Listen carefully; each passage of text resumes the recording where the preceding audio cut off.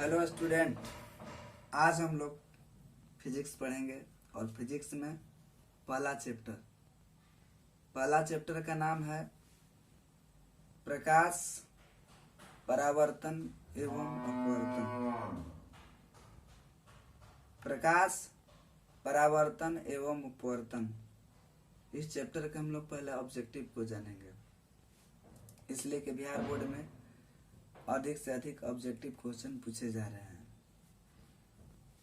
प्रकाश की किरणें गमन करती है तो प्रकाश की किरणें सीधी रेखा में गमन करती है। जिन वस्तुओं से स्वयं प्रकाश उत्सर्जित होते हैं उन्हें कहते हैं। जिन वस्तुओं से स्वयं प्रकाश उत्सर्जित होता है उसे आत्मदीप्त वस्तु कहते हैं।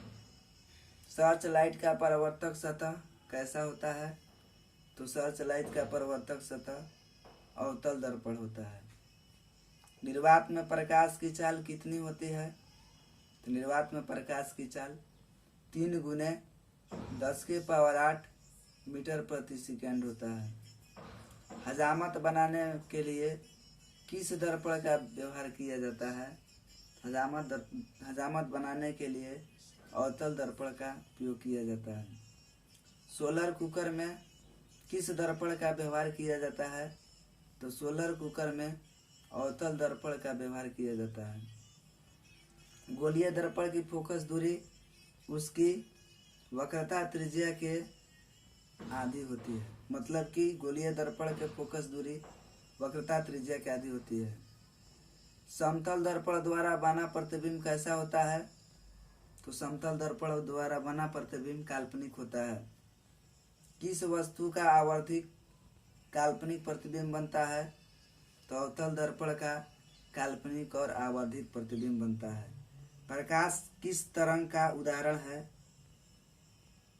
विद्युत चुंबकीय तरंग का उदाहरण है। काल्पनिक प्रतिबिंब हमेशा कैसा होता है? तो काल्पनिक प्रतिबिंब हमेशा सीधा होता है। साइड मिरर किस दर्पण का बना होता है? तो साइड मिरर उत्तल दर्पण का बना होता है। एक उत्तल दर्पण में बना प्रतिबिंब हमेशा कैसा होता है? तो एक उत्तल दर्पण में बना प्रतिबिंब हमेशा काल्पनिक और हासित होता है।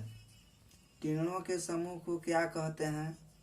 किरणों के समूह को प्रकाश पुंज कहा जाता है।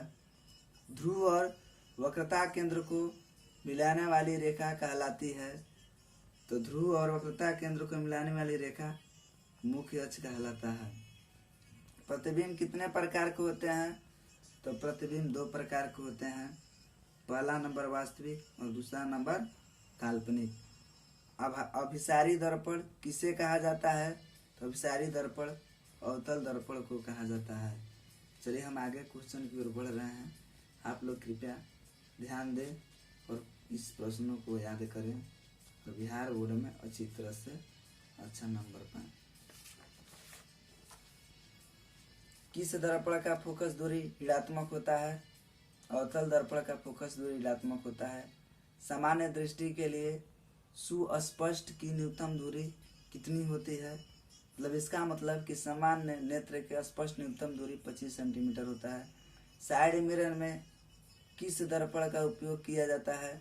साइड मिरर में उत्तल दर्पण का उपयोग किया जाता है। प्रकाश के परावर्तन के कितने नियम हैं? प्रकाश के परावर्तन के 2 नियम हैं। प्रकाश के अपवर्तन के कितने नियम हैं? प्रकाश के अपवर्तन के भी 2 नियम हैं। प्रकाश का न्यूनतम वेग किस में होता है? प्रकाश का न्यूनतम वेग कांच में होता है। प्रकाश का अधिकतम वेग किस में होता है? प्रकाश का अधिकतम वेग निर्वात में होता है। जब प्रकाश की किरण हवा से कांच में प्रवेश करती है तो किस तरफ मुड़ जाती है? तो अभिलंब के निकट मुड़ जाती है। लेंस की क्षमता का मात्रक क्या होता है? तो मीटर प्रति होता है। सरल सूक्ष्मदर्शी में किस लेंस का उपयोग होता है? सरल सूक्ष्मदर्शी में उत्तल लेंस का उपयोग होता है। अवतल लेंस का आवर्धन बराबर होता है। अवतल लेंस का आवर्धन बराबर v/u होता है। परावर्तन के नियम से क्या निर्धारित होता है? परावर्तन के नियम से आपतन कोण बराबर परावर्तन कोण निर्धारित होता है। लेंस में मुख्य फोकस की संख्या कितनी होती है? तो लेंस में मुख्य फोकस की संख्या 2 होती है। एक उत्तल लेंस कैसा होता है? एक उत्तल लेंस दोनों किनारों की अपेक्षा बीच में मोटा होता है। अपसारी दर्पण किसे कहा जाता है? तो अपसारी दर्पण उत्तल दर्पण को कहा जाता है। किस लेंस को अपसारी लेंस कहते हैं? तो अवतल लेंस को अपसारी लेंस कहा जाता है। किस लेंस को अभिसारी लेंस कहते हैं? तो उत्तल लेंस को अभिसारी लेंस कहते हैं। प्रकाश का वर्ण विक्षेपण किस उपकरण से संभव होता है? प्रकाश का वर्ण विक्षेपण प्रिज्म से संभव होता है। किस लेंस की फोकस दूरी हमेशा होती है? किसी लेंस की फोकस दूरी हमेशा होती है तो धनात्मक होती है। किसी माध्यम के अपवर्तनांक म्यू का मान होता है sin i बटा में sin r। अवतल दर्पण से परावर्तन के बाद किरण किस बिंदु से होकर गुजरती है? अवतल दर्पण से परावर्तन के बाद किरण किस बिंदु से होकर गुजरती है? तो फोकस से होकर गुजरती है। किस दर्पण में हमेशा वस्तु से छोटा प्रतिबिंब बनता है? उत्तल दर्पण में। फोटोग्राफी कैमरा का अभिदृश्यक क्या होता है? तो उत्तल लेंस होता है। प्रतिबिंब का आकार वस्तु के बराबर है तो दर्पण होगा समतल दर्पण। किस वस्तु का वास्तविक तथा समान आकार का प्रतिबिंब प्राप्त करने के लिए वस्तु को उत्तल लेंस के सामने कहाँ रखते हैं? फोकस दूरी की दुगनी पर। किसी बीम का अवतल दर्पण द्वारा बना प्रतिबिंब आभासी, सीधा तथा वस्तु से बड़ा पाया गया। वस्तु की स्थिति बताएं। दर्पण के ध्रुव तथा मुख्य फोकस के बीच। निर्गत किरण एवं अभिलंब के बीच के कोण को कहते हैं निर्गत कोण।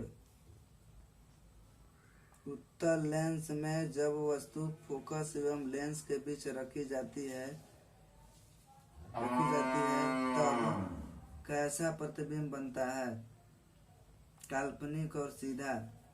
लेंस का प्रत्येक छोटा भाग कैसा होता है? लेंस का प्रत्येक छोटा भाग प्रिज्म की तरह होता है।